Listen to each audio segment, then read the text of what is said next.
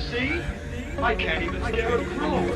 They come from miles around just to eat my meal and laugh in my face. Live from the governor's mansion, you're listening to the Crow's Corner podcast. So I got you to sit down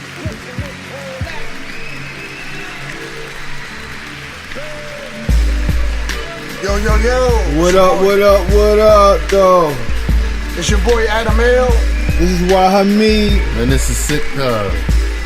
And you're rocking with Crow's Corner. Welcome back. Another Friday. No rain this time. No rain this time. How was everybody? Overall, it was a good week, man. I really can't complain, you know? Yeah. I guess being above ground, like you always say, Ron, you know? Yeah, every day above ground is a good day, no doubt. I mean, mine's been, up and down. What's the first topic that we're doing today? Well, just we're looking at like mental health, especially in the wake of what happened earlier this week with her name Sonotia Mosley in Aberdeen, Maryland, who went back to her job and had an incident where she went on a rampage and shot at least three were killed. And she also shot herself. But the big thing about it is it just points back to the mental illness that a lot of us, that a lot of people are really suffering from. Especially in the black communities, it's like a taboo. No one wants to really speak on it. Right. We know a lot of people, that we come up with, or people that we encounter with on a daily, may have, mental illnesses, and not really be addressing them, I'll go deeper than that. I think everybody in the world has a certain handicap. It's that some are stronger than others. Some are more revealing than others. Right. More exposed, as you will. I mean, everybody deals with a level of stimuli, if you will, that can, definitely impact you in some strong ways. When you're thinking about just daily life and, the basic in and outs of, just trying to survive and just going about your daily life, you can often be exposed to traumatic situations, traumatic events, you know what I mean? Like how much does stress play a factor, Yeah. But this is the thing. What makes it so taboo or unspoken of in the black community because it's shunned upon. Let's go back to, school where they separate you. Somebody may be in a slower class or whatever. And then the kids that actually are in quote unquote a normal class, they make fun of this kid and say, oh, he's dumb, he's slow, but don't know why he's in that particular class. You understand what I'm saying? Right. He could be smarter than everyone in a quote unquote regular class, but he has a certain exposed handicap or glitch that puts him there. And this since grade school. So, I don't know if it's conditioned in the black community where if we look at somebody with a glitch, we make fun of. You understand what I'm saying? And that starts like a moral effect. Right. Almost like the class, help me out here, like how the Indians do with the classes. This person is dark. System. Yeah. Thank you. Right. So it's like, us as African Americans raised in this country, it's like, okay, let me keep my illness under wrap as I get older. Let me not expose my illness. Let me quote unquote blend in. Right. So in a sense, when you're dealing with this young lady situation, we don't know who we're working around. We don't know, what's their condition. Right. And that goes back to rule number one in the workforce. Respect your fellow employee. You understand what I'm saying? Because let's face it, as adults, we still have like childlike ways, even in a place of business. Mm-hmm. You may see somebody who has a female with a size 12 foot. Mm-hmm. Make fun of her. Size 12 foot. You know what I'm saying? Light fun. Oh, look at her feet. Mm-hmm. She shouldn't wear no type of stilettos. Right. Stop it. Mm-hmm. And, you know, it's a big joke. Right. And we don't know that she can go off and bash somebody's head. Mm-hmm. You know? Mm-hmm. So, you know, long story short, we should always respect others. Mm-hmm. And if we see a exposed flaw, not to shun it or make fun of it, especially adults. Right, highlight it. Yeah, because what you talking about, what was it, ACE? Yeah, I was talking about ACEs, which is adverse childhood experiences. And this is basically, you know, some research basically saying that people are exposed to like stressful situations and stressful events and trauma throughout the course of their life. Imagine a person with a mental illness and all of the stigma associated with having that mental illness.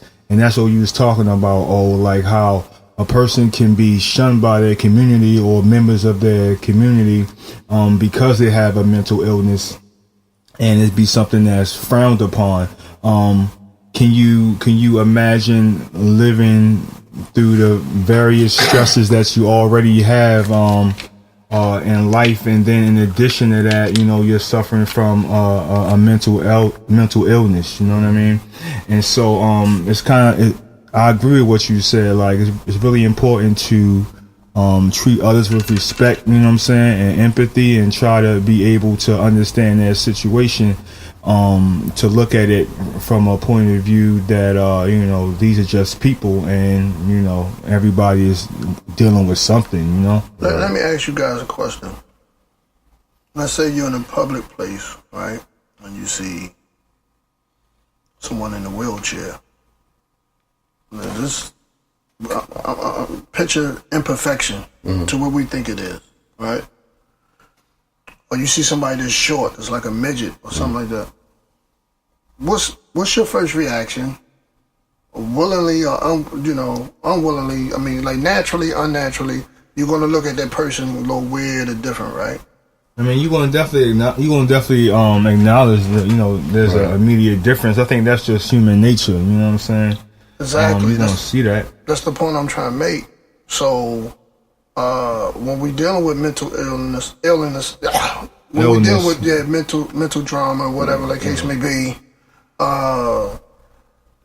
and we dealing with exposure to it, and people that try to hide it or cover it up, is it the fact that it becomes a big issue in the black community, because the first thing to recovery or help or acceptance is what?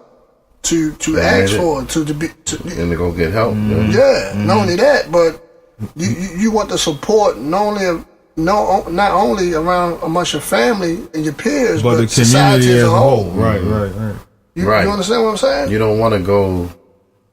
It's like you don't want to all of a sudden have to wear this hump on your back, or the old scarlet letter type of a deal. You know, you have like a say your mind is breaking down, and next thing you know, you got this illness. And as soon as you don't want to all of a sudden be the one that's in the loony bin, basically. So I understand that. Real quick, there's this guy on my job. He's a wrestling fan, right? He's 41 years old, but he's a heavy wrestling fan. That means he goes to the events and stuff like that. So he was on Facebook holding a belt, picture of a 41-year-old holding a wrestling belt, right? And one of the employees saw it. So they went, you know, Monday morning, the following Monday, they whispered, I said, no. And the guy started making fun of him. He caught offense to it.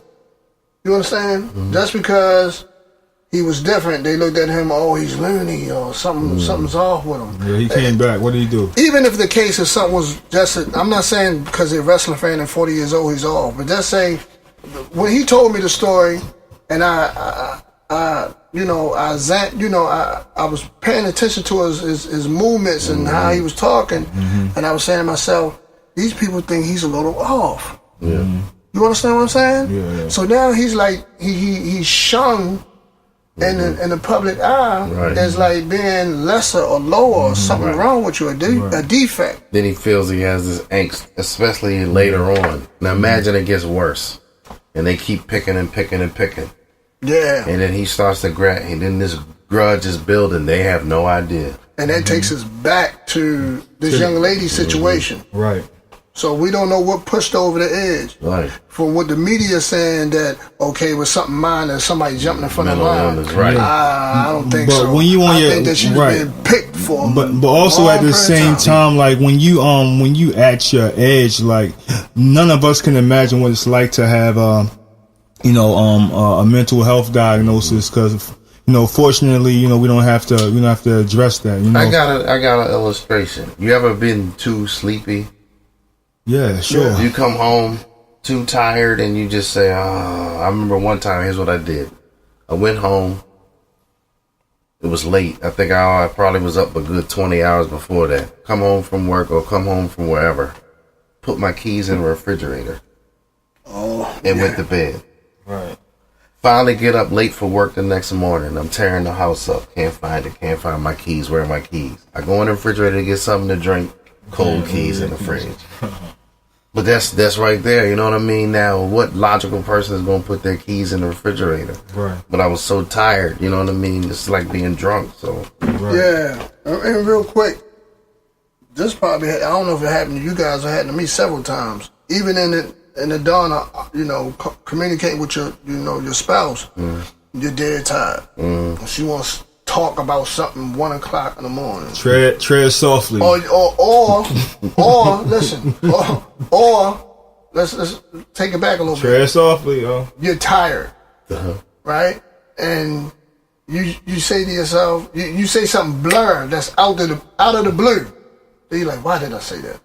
You feel what I'm saying? So because you're not performing to your normal capability, because you impair it to a certain degree by how fatigued you are. You know what I'm saying? And when you talk about people with mental illness, like, it doesn't turn off for them. It's every day. So the news story involving this young woman, said that everything initiated because of a small altercation where somebody cut in front of her in line. Like, that may just been the last straw that broke the camel's back, I wonder, did she have like medication for her illness?